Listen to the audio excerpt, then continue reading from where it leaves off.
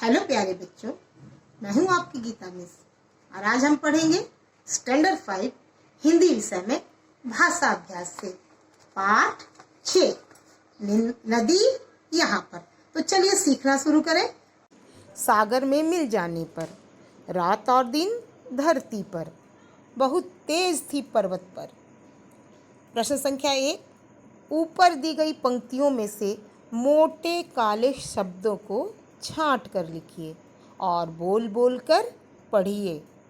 देखिए बच्चों, पहली पंक्ति में है सागर और पर, दूसरी पंक्ति में रात धरती पर, तीसरी पंक्ति में पर्वत पर। अब प्रश्न संख्या 2 में आएंगे, पढ़िए और समझिए।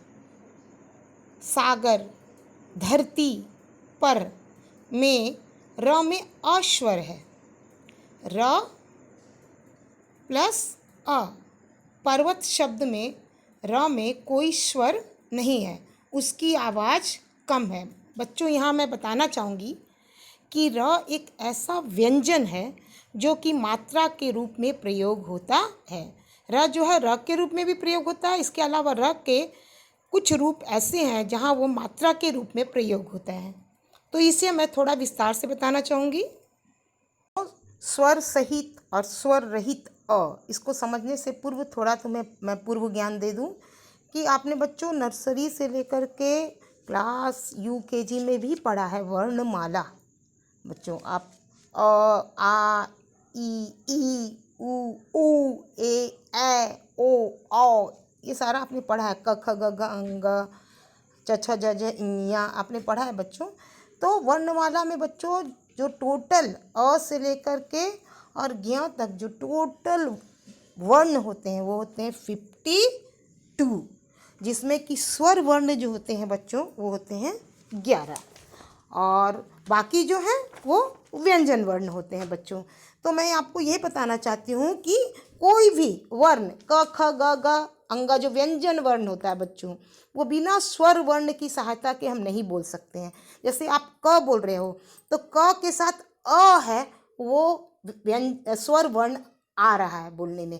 ख अ देखिए साउंड आता है, ग अ आता है। और अगर अ हटा दिया जाए तो वो देखिए यहाँ पर वो किस तरह का दिखता है। नीचे आप देखिए, क में से अगर अ को हटा दिया जाए तो क के नीचे जो है वो एक रेखा खींच जाती है। जैसे मैंने यहाँ दिखाया, अगर क में अ लगा रहता है तो क जैसे लिखा हुआ है उस तरह से क ख ग घ हम लिखते हैं।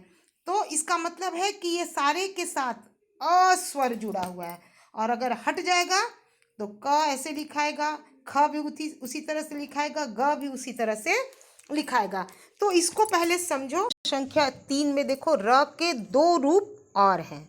इन्हें जानने के लिए नीचे दिए गए शब्दों को बोल बोल कर पढ़िए।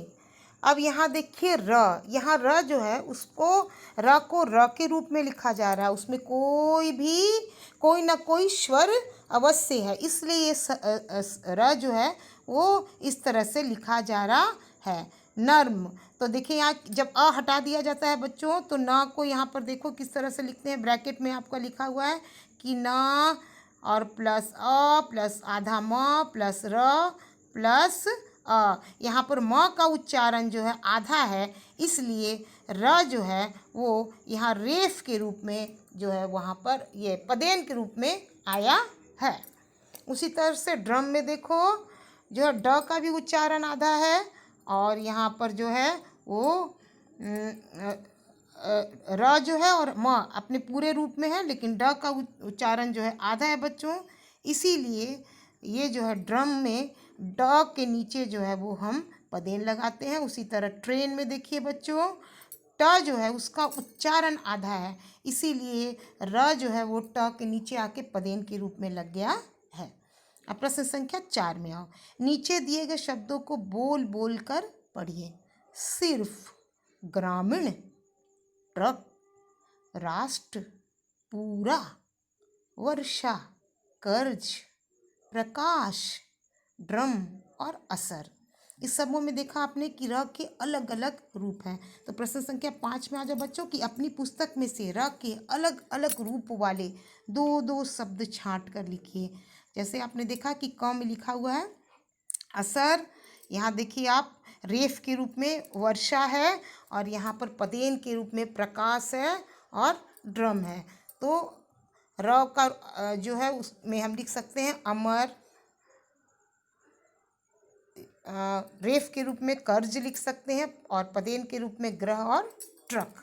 उसी तरह से अगर, पर्वत, नर्म और राष्ट्र। अब प्रश्न संख्या 6 में आओ बच्चों। नीचे दिए गए शब्दों के दो दो पर्यायवाची शब्द छांट कर लिखिए। पर्यायवाची शब्द मतलब कि एक शब्द को और किन किन नामों से हम बुला सकते हैं। जैसे नदी को सरिता भी बोलते हैं, तटिनी भी बोलते हैं, सागर को समुद्र भी बोलते हैं, सिंधु भी बोलते हैं, पर्वत को भूधर और शैल बोलते हैं, पानी को जल और नीर बोलते हैं, और रात को रात्रि और निशा बोलते हैं। आपके बहुत से दोस्तों का नाम होगा निशा या सरिता। तो बच्चों आप जान जाइए कि सरिता जो होता है नदी होती है, और निशा यानी कि रात होता है। अब प्रश्न संख्या 7 में, और बच्चों नीचे लिखे शब्दों के विलोम शब्द लिखिए। विलोम शब्द यानी कि इंग्लिश में अपोजिट। बच्चों आप पढ़ते हो कि long, short, big, small, Hindi में बड़ा, छोटा, आगे पीछे, ऊपर नीचे, दिन रात, सुबह शाम।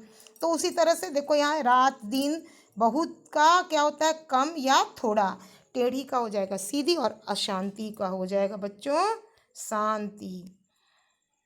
एक का अनेक, बुरा का भला, स्वदेश का विदेश, और नीचे का ऊपर।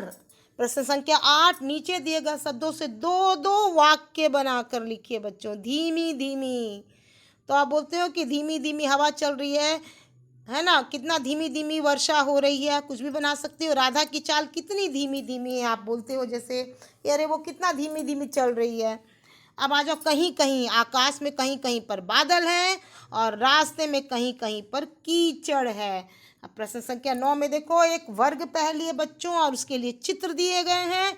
इन चित्रों को देखकर आपको वर्ग पहेली को पूरा करना है। जैसे 1 में देखो कमीज हो जाएगा, 2 कमीज और कली है, 2 जो है उसमें समोसा है, 3 जो है वो साइकिल, 4 जो है वो पेड़ है, 5 जो है वो उठना है, और 6 नंबर जो है वो है बादशाह, 7 नंबर बच्चों है नाविक, 8 नंबर है हजार, 9 नंबर है हथेली, 10 नंबर है हार, और 11 नंबर है तीली। संख्या 10, नदियों को साफ रखने का संदेश देने के लिए स्लोगन बनाइए।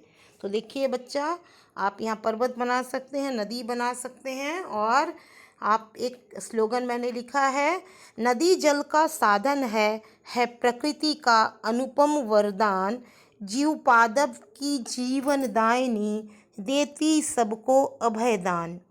ना करो दूषित जल इसका, बिन जल जीवन संभव कैसा, खुशियाँ धरा पर है इससे, करो रक्षण इसका सब मिलजुल के। तो बच्चों ये है आपका पाठ 6 के सभी प्रश्नोत्तर।